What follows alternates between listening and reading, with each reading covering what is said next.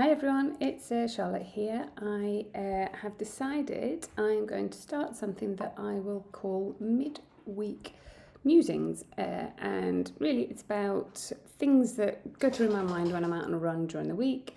I'm not somebody that listens to music. I like to be able to hear the cars and what's going on around me, but as a consequence it does mean that my mind often wanders into some weird and wonderful places whilst I'm running. Anything to distract myself really and pass the time of day. So today I was thinking about a webinar that I was part of last week, which is being organised by the WomenRunUltras group, which is part of the Spine organisation, and this is encouraging women to realise their potential and that they have that they can have just as much right to be on the start line of those races as anybody else, and it's really, really good. And last week we had two guests on who were Renee McGregor, who is the well-known dietitian and nutritionist, and Dr. Cath Menopause is all I know her name as. I can't remember what her surname is, but she's a GP based in Kendal. And they were both really interesting, but one of the things that they talked about, Renee in particular, was your training age and how that impacts your life and your experience through running, and how it sort of influences what your body tolerates, what your nutritional needs are, what your muscular and joint and all your ligaments, and how much sort of impact they've taken, but also how much strength they've gained from more and more years of experience. And so I was sort of thinking a little bit about my training age and what I have been through and what I've done. So I am 48 years old, but my training age is 25. I was thinking about all the things that I have been able to do over those 25 years. So yes, I started with a half marathon. I did the Bath Half Marathon in 2001. So a friend of mine was running the London Marathon and persuaded me to join the half in Bath with her as part of her training journey. But I learned a lot on that half, and that perhaps for me at the time, going from running around sort of short sprint hockey pitches and stuff, which is what I used to do, into running 13 miles was a bit too much. So I went back. At the time, really the only sort of 5k accessible running you could do was the Cancer Research Race for Life races. So I decided I would do some 5k running. And then kind of once I got more experience at doing those, I did the Bristol Half Marathon a couple of times, got slower and slower each time, then decided to dial it back a bit more and went to some 10k races, and then very much a sort of fairly sort of straight trajectory from there. Went back into running half marathons, and I stuck to sort of half marathons and 10Ks for probably a good 10 years, partly because it was at the time it was the easiest thing to get access to. There were a few races that were kicking around but that were longer, but they were very much for a sort of unique set of people that I definitely didn't feel like I was part of. I definitely admired what they were doing from a distance, but kind of had the sort of the want and the ambition to think one day I could do it, but at the time it definitely didn't feel like something that was accessible to someone like me who was just running these sort of 10k little road races. But anyway, so I did those, stepped up to a few half marathons, and then let's get this right, in 2012 I got a place in the London Marathon through a charity, I think, can't remember, and as part of my sort of training up for it, I'd been expanding my distances, and then on a holiday in January I slipped a disc in my back, so that was the London Marathon out the window. So that got that's right, I was doing it for Parkinson's, and they kindly enough allowed me to move my effective place in their team to the Edinburgh Marathon in 2013. So in 2013 I ran my first road marathon up in Edinburgh, and because it wasn't a massive race, security was perhaps a little bit more relaxed than it would be now, I'd like to think, but I somehow ended up starting in the elite start block, and I was not an elite runner. So I'd kind of just rocked up. My husband was sort of part of Edinburgh Marathon Festival. He'd done the 5K a couple of days earlier, and so he was sort of carrying my bags, and we just saw all these people gathering, and we were like, oh, that must be where I go. So kind of just walked into the start pen and started the race, and everyone went off like the clappers, and I thought I was going to die. And anyway, got around the corner, and all of a sudden there was the mass start all heading towards me, and I realised what I'd done. But anyway, so I did the Edinburgh Marathon in 2013, and again, didn't particularly enjoy it. It was hard, it was hot, and it was very long, and I found it all a bit dull. So, but I still kind of was slightly hooked, but it had put me off road marathons for quite a while. And then in, let's get this right, 2015, I think, maybe 14, I can't remember now. An old school friend of mine had seen that I'd run the Edinburgh Marathon and had come across a race locally around here called the Gritstone Trail Ultra, and I think it might have been the first year they'd run it, maybe the second year, and asked me if I wanted to go and do that with her. So that was my first ultra distance race, and we had so much fun. I'd been doing I'd forgotten about that actually. I'd been doing a few of the Lakeland Trail races up to then, doing their sort of 15k, sort of 17k series, and really enjoying those. But this was my first sort of off-road long distance race, and we just had such a laugh, and it was brilliant. Really enjoyed it, and it definitely sort of ignited something in me. So from that race, we then entered the first Keswick Mountain Festival Ultra. So that was a 50k race, and that one we did in 2016, 15 or 16, can't remember, whenever the first one was.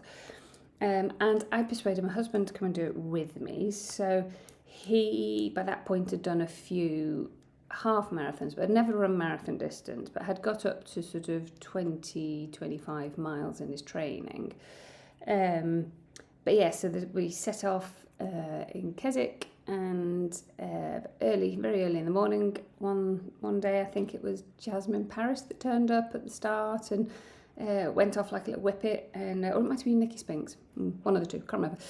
But yeah, so they turned up and ran the race, which was really cool. But yeah, so we did the 50k in Keswick, and then I decided I was going to go back to, I felt like I had a bit of sort of score to settle with road marathon, so I went back and got another charity place through a friend to do the London Marathon again, and that was in 2017, and I absolutely threw all my sort of training into it, changed my diet, kind of, did everything, loads and loads of work in the gym with sort of strength and conditioning, and I got a really good time. So I got just under 3.5 hours, 3:27, 3:28, I think it was, at the London Marathon in 2017, which was brilliant, but did give me 2 years, because I got a good for age time, so I then got a guaranteed entry for 18 and 19. So obviously I sort of felt like it would be a waste to not use those entries, so went back in 18, and it was the hottest year I think they've ever had, actually. It was horrific. It took me about 4 hours 20 to get round. I think I cried quite a few times. It was awful, hated it. And then went back in 2019 and was, 3:54. I think I was far enough outside the good for age that I felt like I could finally sort of close the chapter on my road marathon running for a while. But yes, did that, and then we had been volunteering at the Lakeland 50 and 100 over at Chapel Style for a couple of years and had decided we would give the Lakeland 50 a go. It was the next sort of progression up from a 50k, was to look at some 50-mile races. So we did the Lakeland 50. So we marshalled, we ran it, we marshalled, we ran it in sort of alternate years. So I did that twice. So that would take us through to, that must be 17 and 19, I think. I can't remember now. And then, so from there, I went to 100k races. So I did a couple of 100k races over sort of the following years. And then in 2022, although obviously the journey started in 21, I met a now very good friend through her fiance, and she was doing wanting to enter the Marathon des Sables in 2022, and it had been on my kind of radar since I was a young kid, and used to watch Transworld Sport, and kind of just thought this crazy race across the sand was mental, and that, you know, would I ever be able to have a go at something like that? So I'd always been aware of it, never really knew if I could do it, but Joe was running it, and I just thought, why not? It's perfect time. Some stuff had happened in my personal life, and I just thought, why not now? So I entered my first multi-day big race across the Sahara. So that's 250 kilometres over 5 official stages, and then a 6 sort of solidarity community stage at the end. So I did that in 2022, and then in 23 entered a 100-mile start to finish in one go. So that was the Lakeland 100, and had my first ever DNF, which I did not finish, and I learned masses from that. But a lot of good stuff came out of it as well. I think really the first time I had ever fully appreciated just how much your emotional health can impact your physical performance. So that was a hard lesson to learn, but it was good.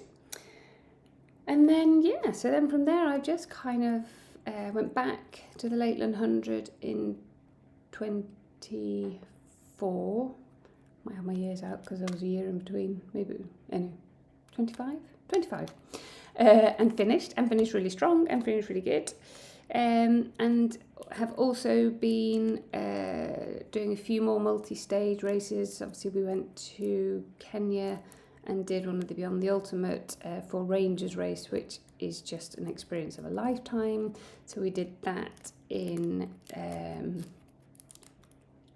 24.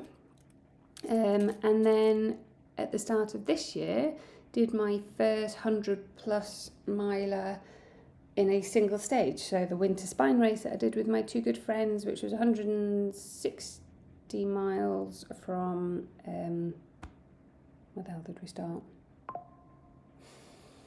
Can't remember, it's all a bit of a blur now, but anyway, the Challenger North of the winter spine, which was an insanely difficult race.